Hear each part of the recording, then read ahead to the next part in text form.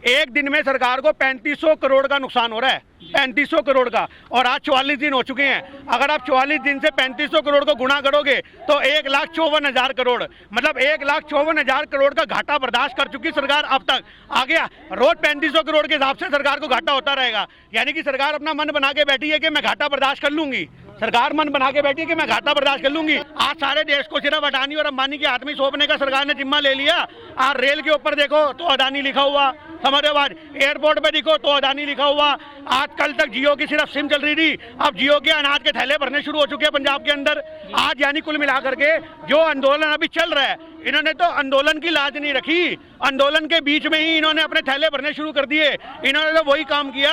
आज आंदोलन को खत्म तो होने देते कम से कम, उसके बाद तुम थैले भरते तो अच्छा भी लगता। तो सरकार क्या करती है, जब डरती है तो पुलिस को आगे करती है, और जब कोई मसले निकालने होते हैं, हल निकालने होते हैं, तो कोर्ट को आगे करती है। इन्होंने फिर कोर्ट का अपना पासा फेंक दिया। रामदेव के बारे में आपने जो पूछा है, उस आदमी ने अपना पेट घुमा घुमा के पूरे हिंदुस्तान को घुमा दिया।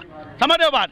पेट घुमा के हजार रुपए में जो अपने आगे बंदे बिठाता था, उसने बिजनेस ले लिया। वो आदमी तो बोलेगा जो आदमी सलवार पहन के भाग गया हो। हमारी बात समझ रहे हो बात। आंदोलनों में 2 लड़ पड़े हो, यहाँ इतने किसान मर गए, इसमें से कोई भागा? सिरा उसकी अर्थी कर गई है किसान की। भागा कोई नहीं है, कोई भगोड़ा नहीं है। मारो, कितना पानी फेंकना है, कितनी लाठियां बरसानी है, मारो, लाठियां बरसाओ, आंसू गैस बरसाओ, पर कोई किसान वापसी नहीं जाएगा।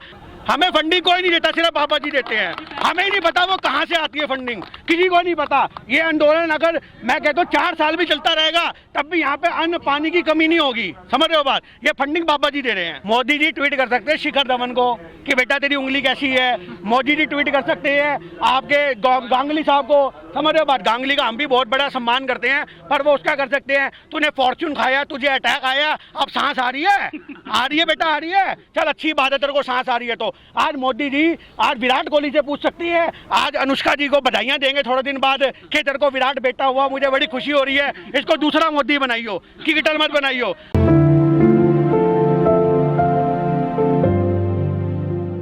57 का तो आंकड़ा मेरे पास है।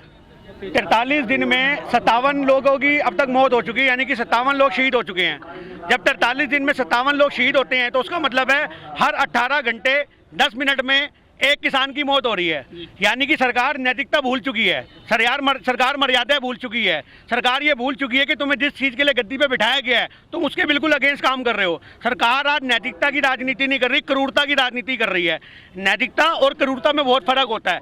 नैतिकता का मतलब है कि अगर आप किसी आंदोलन को देख रहे हो कि वो गलत है आपकी नज़र में, पर अगर उस आंदोलन से किसी की जान जा रही है तो तुम्हें उस आंदोलन के लोगों की मांगों को मांग लेना चाहिए।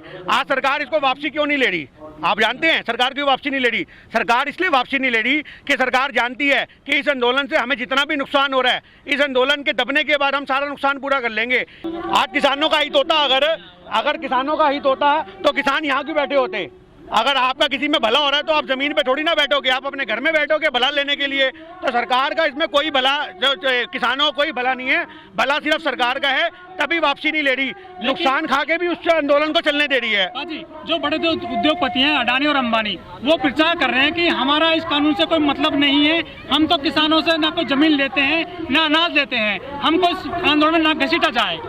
अगर उनका इससे मतलब नहीं है, मेरी बात को समझना, आज अडानी और अंबानी का अगर इससे मतलब नहीं है तो आज अडानी साहब ने 100 एकड़ जमीन क्यों खरीदी हरियाणा के अंदर? अगर उनका मतलब नहीं है तो 100 एकड़ जमीन क्यों खरीदी? कि अडानी फूड ग्रुप बन रहा है, इतने वेयर हाउस बन रहे हैं। जब उनका मतलब नहीं है तो वो क्यों इसे जो ये रिटेल का बिजनेस है उसमें घुसने को तैयार बैठे हैं? जी, व्यापार तो कहीं भी कोई व्यापारी कर सकता है पूरे देश में, तो सिर्फ यही करेंगे क्या? और व्यापारी नहीं है? और व्यापारी मर गए हैं देश के अंदर। देखिए अब 11 तारीख को फिर सुनवाई है, आपको पता होगा सुप्रीम कोर्ट को एंटर कर दिया। आप मुझे एक बात बताइए, 7 साल में सरकार के जितने भी मुद्दे सुप्रीम कोर्ट में गए हैं, आपको लगा कि सरकार को बैकफुट पे आना पड़ा हो? नहीं आना पड़ा ना। मेरी बात समझ रहे हो बात कि आप कोर्ट जो है, आप फिर लोग कहेंगे देखो जी ये किसान कैसे है, तो कोर्ट का सम्मान नहीं करते। आज कोर्ट कोई ना कोई ऐसा फैसला जरूर सुना देगा जिसको हम समर्थन नहीं करेंगे, फिर कहेंगे देखो जी ये तो बैठी अपनी गलत मंशा लेके हुए हैं। पर आज हमें भी पता है कि कोर्ट का फैसला किसके फेवर में आना है, हर कोई जानता ही है बात। किसानों के फेवर में तो आना नहीं है। रामदेव तो एक प्यादा है, उसको बिजनेस करना था, पैसा कमाना था, शोहरत कमानी थी। वो तो अपने आप को बाबा बोलते हैं। मैंने आपको बोला था पेट घुमाने वाले बाबा हैं वो, समझ रहे हो बात।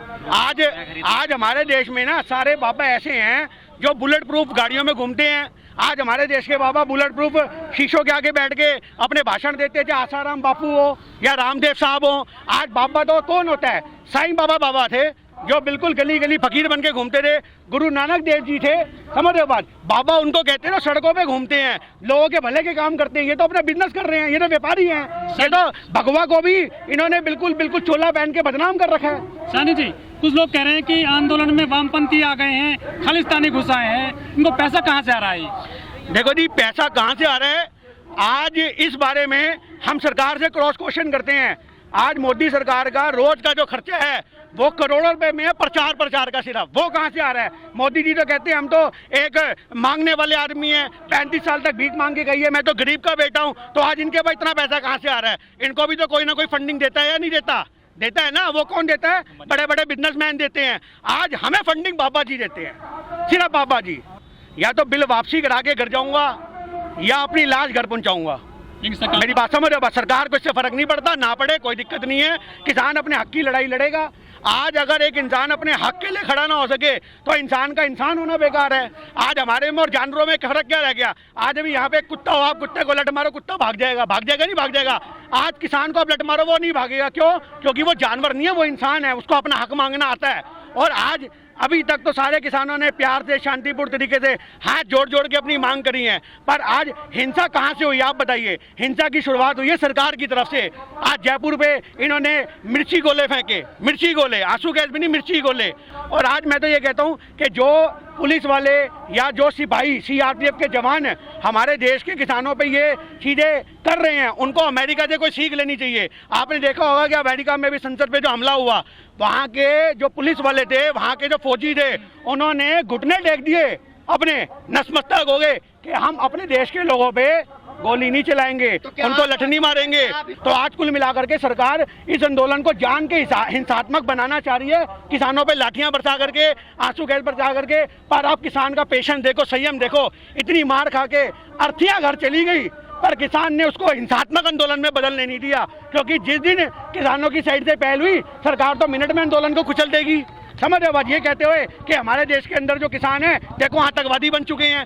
आज आतंकवादी हम नहीं बन रहे, ना हमारे देश का किसान बन रहा है, सरकार जान के उकसा रही है। आपने अभी देखा होगा, हरियाणा की एक वीडियो आई थी राजेश जी की, उन्होंने वो चौपाल के सारे 3 टप्पड़ बांट दिए। समझ रहे हो बात? हरियाणा के अभी चौपाल लगनी थी वहाँ पे, इन्होंने किया क्या? इन्होंने ट्रैक्टर उठा लिए। इनके बाप दादों ने कभी खेती नहीं करी, इन्होंने संतरी पगड़ियाँ पहन ली, किसानों के बीच में पहुँच गए। इन्होंने तो इसमें भी ना बीजेपी का प्रचार करना सीखा है। समझ रहे हो? किसानों के हित की बात थोड़ी ना सुनी है। एक बात बताइए, आज आप अपने मन की बोलते रहो। मैं एक आम आदमी होकर के ये 1 2 3 4 5 6 चैनल को मैं सपोर्ट कर रहा हूँ, उसमें अपनी बाइट दे रहा हूँ मीडिया की। आज प्रधानमंत्री 6 छोड़ो, वो एक चैनल पे आकर के मीडिया की बात नहीं कर सकते आप लोगों से। क्यों नहीं कर सकते? उनको पता है कि मीडिया से तीखे सवालों से उनकी हवा निकल जाएगी, उनके पास जवाब ही नहीं होने। क्योंकि आज हमारे देश के जो प्रधानमंत्री साहब हैं, वो सिर्फ मन की बात करते हैं, मन की बात सुनते नहीं है। अर्नब गोस्वामी जैसा बंदा, समझ रहे हो बात, सिर्फ सेलिब्रिटी के मुद्दे उठा सकता है, उन सेलिब्रिटी के मुद्दे उठा के बदनाम कर सकता है। आम जनता के मुद्दे वो नहीं उठाएगा। अगर इसको धार्मिक रंग देना होगा, आज जितने भी मीडिया के चैनल हैं, जिन मीडिया के चैनलों पे आंदोलन से जुड़ी हुई कोई भी खबर आती है, तो वो आंदोलन को नेगेटिव दिखाने के लिए आती है, सिर्फ नेगेटिव दिखाने के लिए। किसान दारू पी रहे हैं, किसान पिज्जा खा रहे हैं, किसान ये कर रहे हैं, किसान आतंकवादी हैं, किसान खालिस्तानी हैं। प्रसाद में हमारी मर्जी है। मैं एक आम आदमी हूँ। आपने कभी बंगला साहब गुरुद्वारे में बैठ के लंगर खाया है? समझ रहे हो बात? आपने वहाँ पे जाके खाया? आपको वहाँ पे कोई भी आदमी अपनी इच्छा से कोई भी वर्ता के चीज देके जा सकता है। तो आज हमें वो देके जा रहे हैं, वो बाबा जी का प्रसाद है। हमारे लिए वो पिज्जा नहीं है, हमारे लिए वो प्रसाद है, हम तो खाएंगे। मोदी जी देखिए वहाँ दुखी इसलिए हैं, मोदी जी के दोस्त की बड़ी गंदी दुर्गति हो गई है। उसका फेसबुक अकाउंट बंद कर दिया, मेरी बात सुनो, उसका ट्विटर अकाउंट बंद कर दिया। और इसको कहते हैं रियल डेमोक्रेसी। यहाँ पे एक इतने बड़े बंदे का, ट्रंप का, जो राष्ट्रपति रह चुका है, उसका फेसबुक बंद कर देना, उसका ट्विटर बंद कर देना, उसके सारे चैनल बंद कर दिए। और आपको एक चीज और बता दूं, इराक ने उसके खिलाफ, ट्रंप के खिलाफ वारंट निकाल दिया है। आपको पता है ये बात? इराक ने वारंट निकाल दिया ट्रंप के खिलाफ, उसकी गिरफ्तारी का वारंट। और वो उनका एक पुराना मामला है, पुराने मामले के खिलाफ। इसको कहते हैं रियल डेमोक्रेसी। जिस आदमी ने जिंदगी भर कुछ ना देखा हो उसके बल्ले हमें अंधे के यार बटेर आ जाए। आज मोदी जी ने इतनी बड़ी शोहरत जो पाली है ना, धर्म को भड़का के जो शोहरत पाली है उन्हें वो हजम नहीं हो रही, समझ रहे हो बात। आज इसलिए वो अपने ख्वाब पूरे कर रहे हैं, तमन्नाएं। कई बार बुढ़ा आदमी होता है ना, कहता है शुगर होने के बाद भी एक रसगुल्ला खिला दो, थोड़ा गुलाब जामुन दे दो, थोड़ा हमें गाजर का हलवा दे दो। उसे पता है मेरे लिए नुकसान है, पर वो कहता है मरना तो है ही, अपनी तमन्नाएं तो पूरे करूं। तो मोदी जी अपनी तमन्नाएं पूरी कर रही हैं और कुछ नहीं कर रहे। साहनी जी वो तो कह रहे हैं देश मजबूत हाथों में है। आज देखिए कहाँ मजबूत है, देश का कोना कोना उन्होंने बेच दिया। देखिए प्राइवेटाइजेशन होना और बेचना एक ही बात है। आप अगर पढ़े लिखे हो तो आपको पता होगा, इसको इकोनॉमिक्स में डिसइन्वेस्टमेंट बोलते हैं। मैं इकोनॉमिक्स का टीचर हूँ और डिसइन्वेस्टमेंट का मतलब होता है कि आप अपनी कंपनी का कुछ हिस्सा बेच दोगे, समझ रहे हो बात। जब आप बेचोगे, प्राइवेट कंपनी को एंटर करोगे, तो आज उसका प्राइवेटाइजेशन करके उसको बेचना ही तो होगा। उससे जो पैसा आ रहा है उससे वो अपनी ऐशो आराम की जो जरूरतें हैं वो पूरी कर रहे हैं। लेकिन कभी हवाई जहाज खरीदते हैं, खरीदा भी तो है, फाइटर जेट ले राफेल। अच्छा, राफेल से पहले हमारे पास कोई जहाज नहीं थे। मुझे आप ये बात बताइए, आज राफेल से पहले हमारे पास इतने बड़े बड़े लड़ाकू जहाज थे। देखिए कांग्रेस सरकार ने बहुत अच्छे काम करे हैं, पर कमी क्या रही है कांग्रेस सरकार की कि उनको नहीं पता था कि भारत के लोग इतने ना समझ हैं कि जब तक इनको प्रचार नहीं करेंगे लोगों को समझ नहीं आएगा।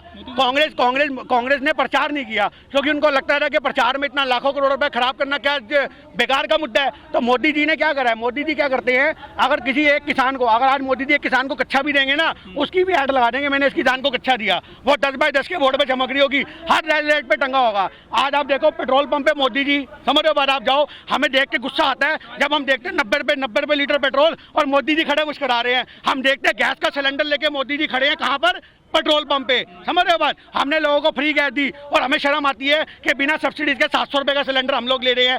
इन्होंने हर चीज में अभी पिछले 15 दिन के अंदर 100 रुपए सिलेंडर के बढ़ा दिए। मजाक समझ रहा है क्या स्मृति ईरानी?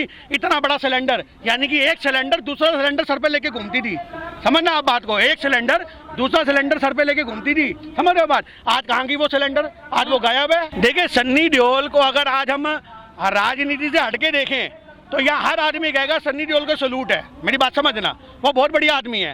पर आज राजनीति जो होती है ना, वो एक इंसान को मोहरा बना देती है। आज उनकी नैतिकता मर गई, उनकी शर्म का आँख का पानी मर चुका है, उनकी इंसानियत जवाब दे चुकी है। सन्नी देओल साहब के दिमाग को लकवा मार गया, लकवा, समझ रहे हो बात। उनका दिमाग काम ही नहीं कर रहा, उन्हें पता ही नहीं है राजनीति होती क्या है, समझ रहे हो। उनको ये दिखा चल भाई अब मेरी 60 साल की उम्र हो गई है, फिल्मों में मुझे कोई लेता नहीं है, मेरे आगे पीछे मिनिस्टर बन जाऊंगा, पुलिस की गाड़ियां घूमेंगी, लोग मेरे को सलूट मारेंगे, मेरी टोर बढ़ेगी, टोर, समझ रहे हो पंजाबी में एक टोर बनना। सन्नी देओल राजनीति में आई टोर के लिए है, हेमा मालिनी टोर के लिए आई है, समझ रहे हो बात। जिन लोगों ने सारी जिंदगी राजनीति, इनसे आप पॉलिटिकल के मुद्दे पूछ लो, विपक्ष के काम क्या होते हैं, ये वो नहीं बता पाएंगे, समझ रहे हो बात आप। आज इतने बड़े बड़े गायकों को उठा के ले आए हैं यहाँ पे, ये उन्हें कुछ पता ही नहीं है। आज रिंकिया का पापा, समझ रहे हो बात, उसे कुछ नहीं पता। मनोज तिवारी साहब, उन्हें कुछ नहीं पता, उनको दिल्ली का अध्यक्ष बनाया गया। दिल्ली का अध्यक्ष बनाने के बाद बीजेपी ने उनसे अध्यक्षता छीन ली, समझ लो मेरी बात। उसके बाद आदेश गुप्ता को अध्यक्ष बना दिया। क्यों छीन ली, यानी कि इसका मतलब वो काबिल नहीं होंगे ना मनोज तिवारी, वो तो बहती गंगा में हाथ धो गए, समझ रहे बात। आज राजनीति क्या बन चुकी है, आज केजरीवाल साहब ने भी बहती गंगा में हाथ धोए, आज बीजेपी ने भी बहती गंगा में हाथ धोए। कांग्रेस का आंदोलन दबा जो अन्ना हजारे ने किया, उनसे इन सब ने फायदा उठाया और मोदी सरकार ने मीडिया को अपने हाथ में लिया और अपना काम करना शुरू कर दिया।